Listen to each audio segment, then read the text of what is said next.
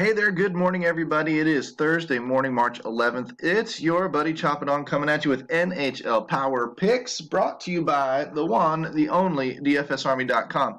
One-stop shopping, all things daily fantasy sports. NBA is back, NHL is rolling, MLB is coming out of spring training, PGA TPC Sawgrass just kicked off this morning. We have showdowns for every one of those slates. League of Legends, esports, college basketball is cranking up. There's so much going on at DFSArmy.com right now that I implore you to check out our VIP pricing. For one monthly membership, you unlock everything. Every piece of article, every piece of content, every tool that we have to offer, and I'll show you one here in a second, and every single coach to help you build better lineups. DFSArmy.com, one-stop shopping, all daily fantasy sports. Down there in the comments section, head on down there. Like and subscribe to the video while you're down there. Follow me out on Twitter, all that good stuff.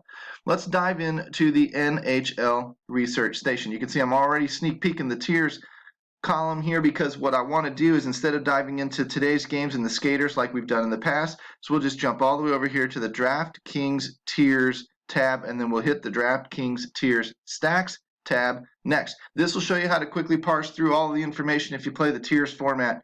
When we're looking at tier 1, we're looking at Pastrnak, Kane, DeBrincat, Auston Matthews. It's a pretty good tier, actually. DeBrincat's been hot lately. Matthews is a cash play. Pasternak's been great. We're looking against the Rangers here, and we're looking at a 100% 5-point consistency rating, 10-point consistency rating on DraftKings. What I would do is I would take these out to the next level if I needed to, and I would double check in the skater tab all the way over to the 20-point consistency rating.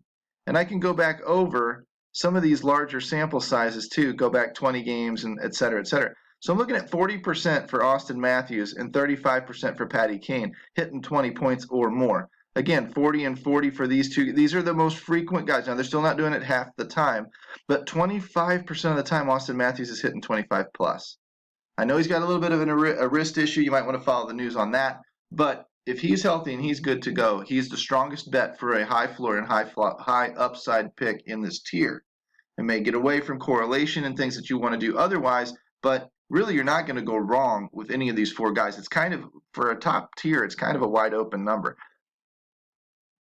So going back in here to the DraftKings tiers page, you might look at their projections, who's projected to produce the most tonight. You might look at recent goals and assists and shots on goal and block shots. Those kinds of statistics do definitely help.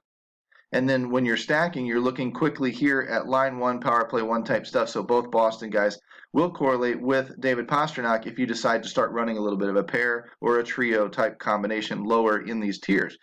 Coming over here, there's a big projection difference for Alexander Ovechkin tonight. Maybe that's a matchup. Who knows what that is inside our domination station? I don't control the projections, but it's going to catch my eye, and I'm going to give Alexander Ovechkin a little bit of a bump. I'm looking at the consistency ratings again, and like I said, I'd like to go bigger with 10, 15, 20 points rather than the 5 and 10, but this at least gets me a good head start for a good floor for cash, and it's definitely going to help me lower in these tiers. Alexander Ovechkin catches my eye, but looking at some of these matchups, Marner is going to correlate with Matthews. The Boston guys are going to correlate with Pastrnak. If I want to run those narratives, obviously that's where I'm going to head in these tiers as well. Tier 3, big drop off to James Van Riemsdyk. Doesn't mean he's not worth a play. It just means you might consider these other guys ahead of time. He's only hitting his consistency ratings 60 and 40% of the time respectively, where other guys are hitting, at an 80 and 90% clips. Philippe Forsberg is probably the guy. I am typically using Forsberg and Barkov here. I'm waiting for Ehlers to heat back up.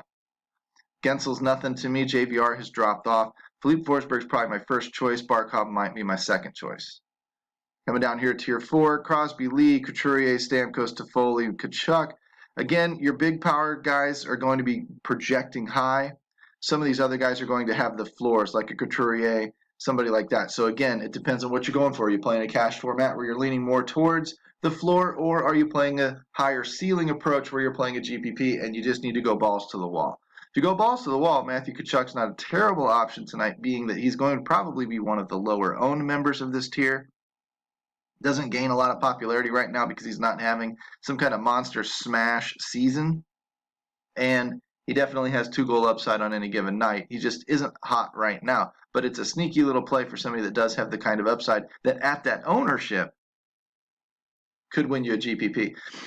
Tier 5, another big drop-off here with Farabee, but I love Farabee. He's been very consistent all year long, as you can see by the 80% ratings. One of the best, most consistent guys at producing at least some points for you and not dudding on the entire slate tonight.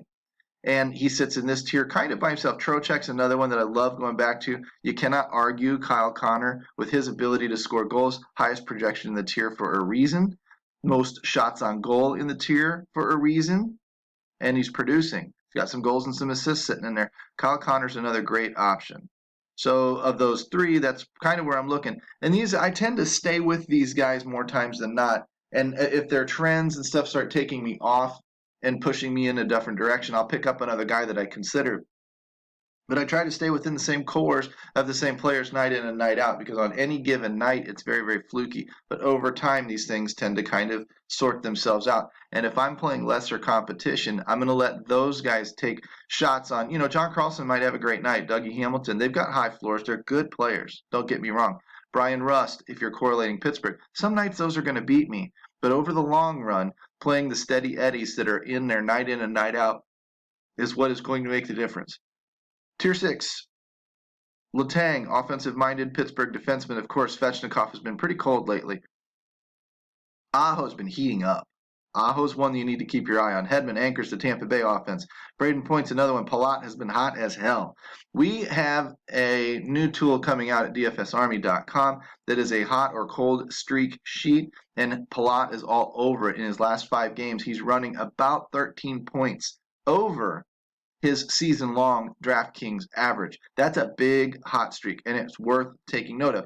When he has this lower projection, a lot of people will tend to overlook him. He's out shooting everybody in the tier, 90% for at least 5 points, 60%, one of the best in the tier for over 10 points. And if I checked beyond, he'd be up there in the last 5 games or the last 10 games, and he's worth taking into consideration. Again, he's one of those that has played his way into my considerations, and I'll ride him for a little while until he cools back off. And then I'll back off. But Aho, Hedman, these guys are all fine choices. I'm not saying any of these guys are necessarily dead. I just have my favorites in that tier. As you get down here into 5, 6, 7, and 8, these tiers do tend to get a little bit more wider open. You're dealing with a little bit lesser talent. Therefore, you're dealing with a lot more volatility in terms of how consistent these players run. This is no exception down here. Hornquist shoots a ton. Malkin's been up and down. Pavelski's probably the stud of the tier, even though he carries the lower projection tonight. John Tavares correlates really, really well with Auston Matthews up in Tier 1. Blake Wheeler hadn't been bad. Petrie scored his 10th goal last night. He's been on fire, pretty much posting a really, really good year for what used to be 3-4 years ago, just kind of a guy we'd use as a punt play and a shot blocker. He's really stepped up and become kind of a stalwart in that Montreal offense. So there's 3 or 4 names there. Until otherwise, proven otherwise, Joe Pavelski right now is 65% of his team's scoring. If Dallas scores 3 or 4 goals, and it was, of course, I mentioned it in the last video that I did, and it doesn't come to fruition. But if Joe Pavelski, if Dallas scores 3 or 4 goals again tonight, Pavelski's going to be factoring into 1 or 2 of those, if not 3, because that is how important he is to that offense right now. Of course, the other night, they went off. He only had 1 goal and no assists, but he still did pump on 5 or 6 shots, got you the DK bonus there, and produced a nice solid floor night for this tier. Tier 8, Adam Fox, Charlie McAvoy, Bars, nothing excites me. Huberdeau maybe. Gallagher might be coming on a little bit. This tier's about as wide open as it gets. Charlie McAvoy with the shots and the blocks probably provides the highest floor. Therefore, you see his consistency rating is the highest in the tier. I hate to say it, but I might just chalk that one up and move on. I don't spend a lot of time thinking about these things and overanalyzing these things. Hockey is too volatile for me to really split hairs and dive deep into crazy, crazy deep diving metrics because the payoff is just not there. Variance and volatility is going to wreck you at some point. So your best bet is to play the general strategies, the general rules, and ride the nights in and out. Get your fundamentals in place, get your lineups built, correlated, and well constructed, and you'll be just fine over time. If you sit there and you chase this little rumor and that little thing and whatever, like last night, a lot of people said, that Edmonton's been cold. Most of us knew that Edmonton power play 1 can go off at any given time. Boom, 7 goals. And Draisaitl, McDavid, Nugent Hopkins, Barry, Nurse. These guys all had pretty big nights last night. Depending on which 3 or 4 you had in your stacks, determined your night last night. Yes, sometimes playing the chalk matters in NHL, but in overall schematic talk, if you dive too deep and you overthink things, all you're really doing is serving to screw yourself. Okay, play what you know, play what makes the most common sense, and let the variance shake itself out. If you dig too deep, you're going to waste hours and hours and hours of research for no return. That's what these tools at DFS Army are designed to do for you. Simplify your process, show you right there in front of your face what you're looking at so that you can quickly parse through information and determine, okay, I want to stack up Bruins tonight. There's my options. I want to stack up Blackhawks. I have no options. I want to stack up Maple Leafs. I've got a 3 stack there I can run. I've got 3 guys in the Washington offense. If I want to stack Penguins, look at that. I've got 5. I can stack Penguins until the cows come home.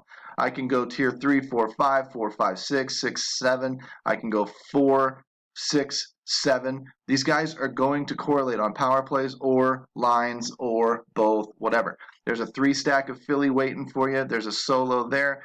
A 3 stack here of the power play, and that's a sneaky stack because you can also look in here and I can stack Boston tier 1, tier 2, come down here, double stack with the Panthers in 3, 7, 8, maybe even come back a little bit with Pittsburgh in 5 and 6, maybe come back with a little bit of what is this? Is this 5 and 6 again? If I wanted to use Carolina instead, this is a little grid that will help you put together correlated stacks for tournaments. You can take these guys, like them, adore them, whatever, in the optimizer and get nice correlated lineups popping out for tiers formats, and you can win these GPPs just like you win any other. I've won about 4 classic GPPs this year already. I've won at least 1 tiers GPP already. I'm telling you guys, if you jump into DFSArmy.com and follow the leadership that we have in place and use our tools, you will become a better fantasy hockey player. It's just that simple. And you get the access to us. You get to talk to us, ask us questions.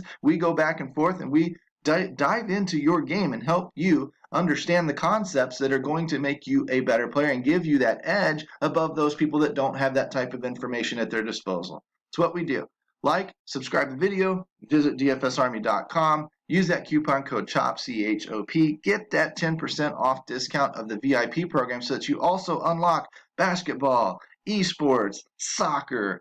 It doesn't matter what you play, we have the sports and we have the coaches in place for you. This is March 11th. This has been Power Picks from NHL Tiers format. I'm your buddy Chopadong. Check out my write-up. I'll have a little bit more detail in there along with this video, and we'll catch you on the flip side. Peace out, homies. We'll talk to you soon.